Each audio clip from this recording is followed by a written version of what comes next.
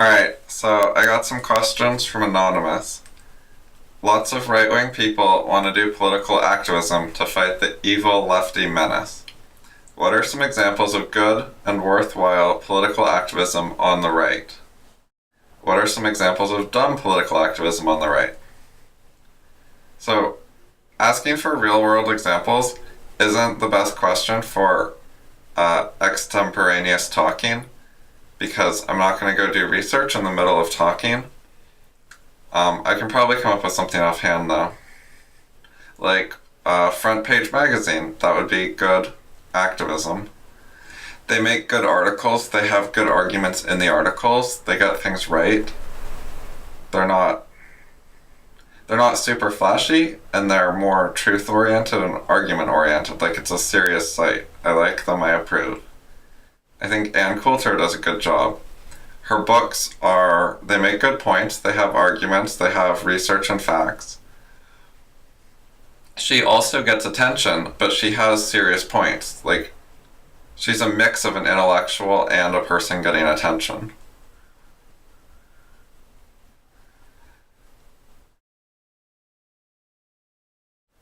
Dumb stuff is like memes. Like, people post like Twitter memes and Facebook memes. And, like, if a dumb person is doing that, okay, it's better than nothing, I guess. Like, they can spread their memes with the other dumb people. Like, I'm not trying to, like, tell them to stop, but if you're smart, if you can do something smart, you should do something that's better. Do something where, like, your mind actually makes a difference to judging things. And bad ideas spread by Facebook memes too. Like, it's not like only the right can do that. That's just like sort of cheering for your team and trying to be like, our team is fun, join our team. Our team is energetic, join our team. Our team is funny, join our team. That's not a great way to persuade people. Like, if some of our dumber supporters want to do that, whatever, but if you can write like good ideas or do actual research, that's more useful. Or make videos. Like, if you can do video editing and make something that's actually a good video, that's like well paced and has good information in it, but it's also like quick, people would appreciate that. You can also make like the long, slow video that's more like a big essay. But like, there's a lot of people who don't want to read essays, and they're not like the best people ever, but don't hate. Like, they can still be decent people if they don't like essays.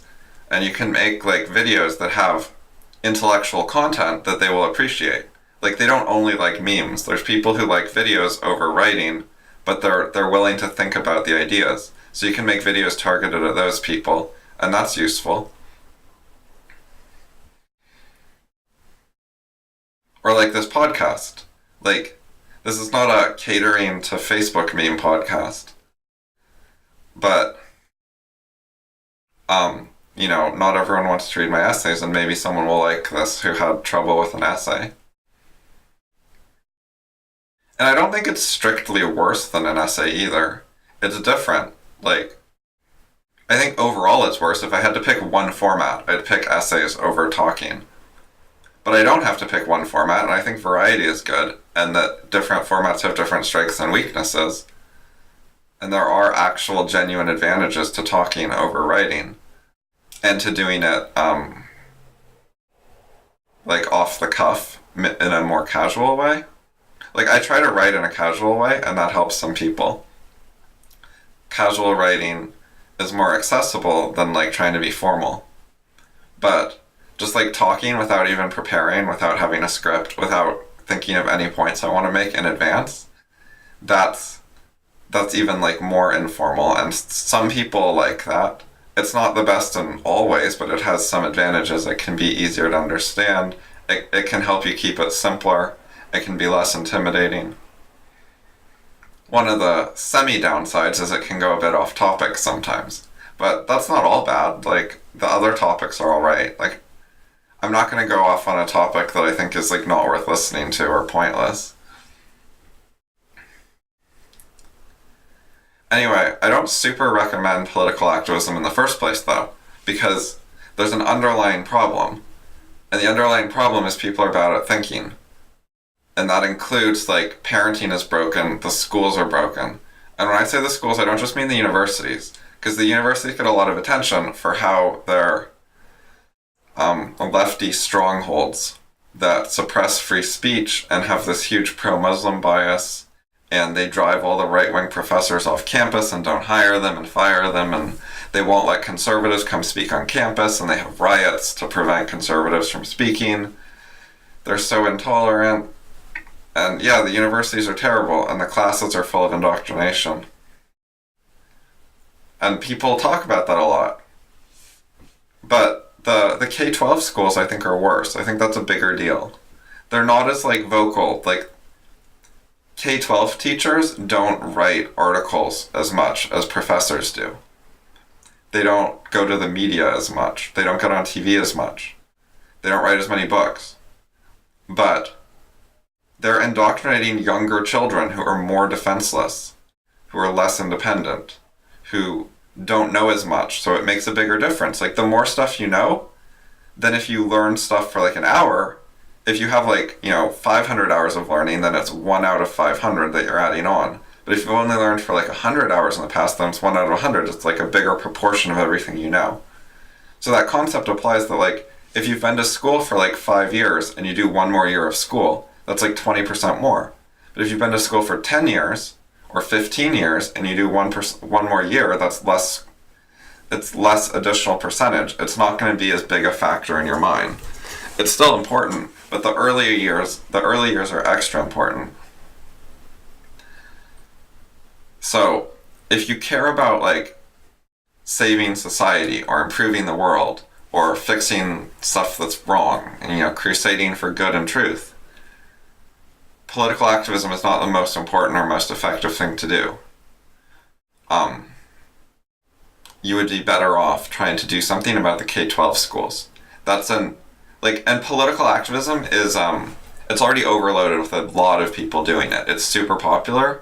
It already has so many people, and there's good people. Like, there's already, if someone wants to read good right-wing articles every day, they have plenty of them. They can read Front Page Magazine. They can read Truth Revolt.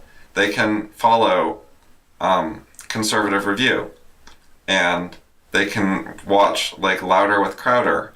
And there's plenty of podcasts. There's plenty of videos. There's the whole, like, Conservative Review TV. There's PJ Media. There's Breitbart. Like, there's a lot of material. You can find so much more on YouTube, too. Like, there's plenty. I'm not saying there's, like, no room to make more good stuff, but there's already a ton. If someone wants good stuff, they can find it. There's plenty. So there isn't like, a shortage. But if you go to education, like, how much good education material is there? How many people are making, like, their daily video on how the K-12 schools are fucked up? I mean, if they're doing that, it's like, I'm not even aware of it. I haven't super looked. Maybe I should look around more, but it's, the thing is, like, the vast majority of stuff about education is really, like, contrary to TCS.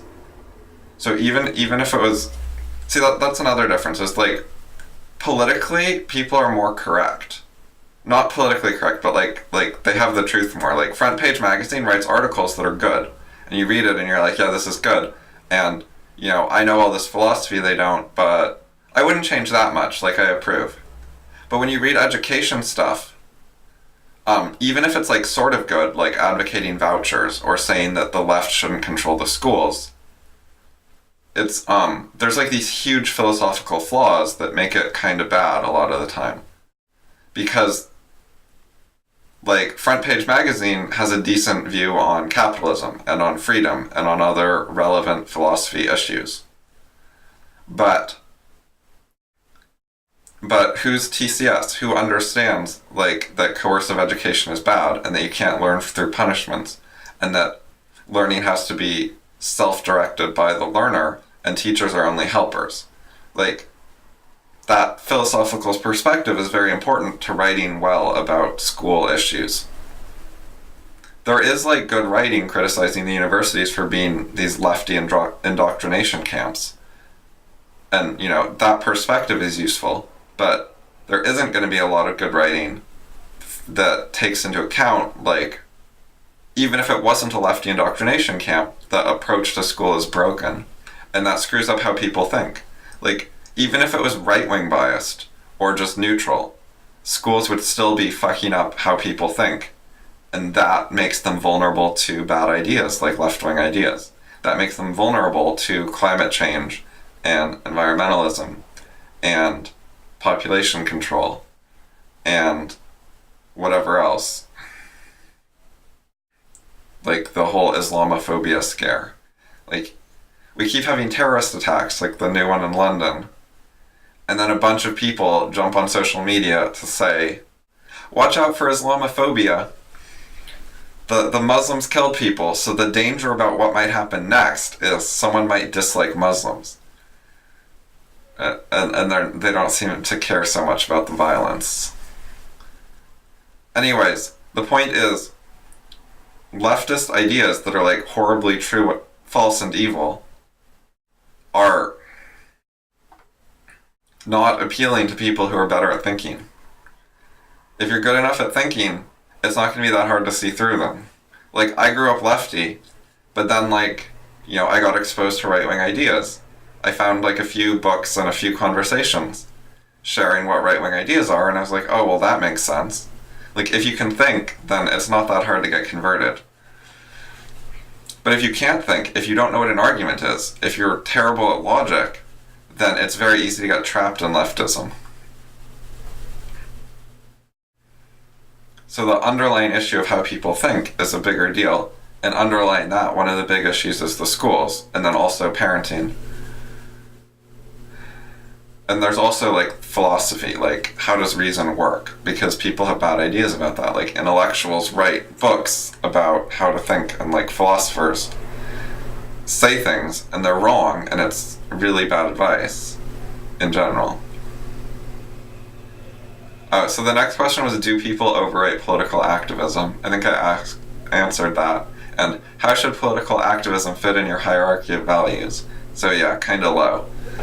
And then there's a specific question of, there's a Lauren Southern video where she gets on some boat in the dark and, like, tries to harass a bigger boat that's bringing illegals into some European country. And the asker thought that was dumb, and it's, quote, showy lefty-style theatrics. Yeah, I agree, it's pretty dumb. Lauren Southern is not a super serious intellectual. She's a pretty girl who has an audience of people who like looking at a pretty girl talk. You notice I'm not using a webcam because I'm not trying to gain my audience by wearing makeup or whatever. And dyeing my hair. You know, I have a different approach.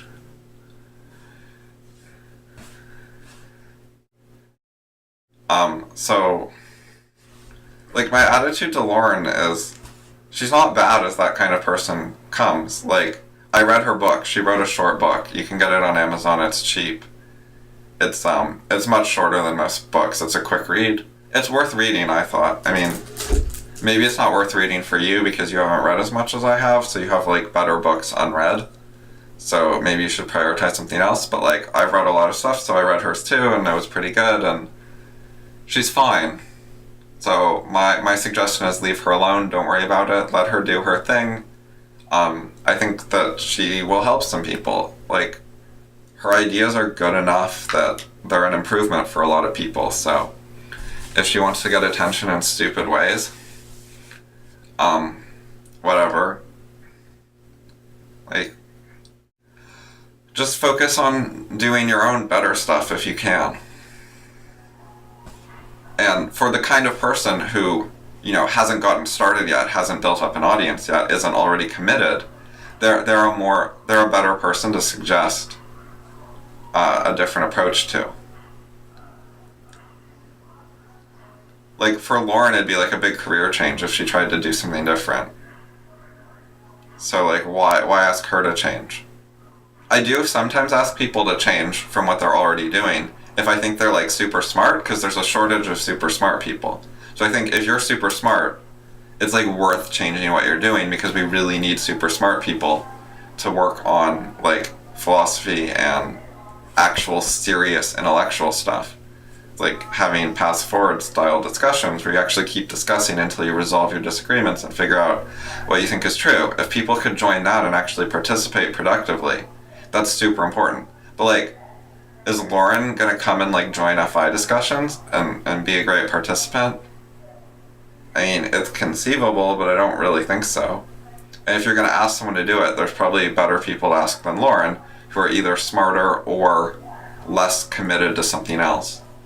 So, and like, she's doing better stuff than most people, so leave her alone. That's my opinion.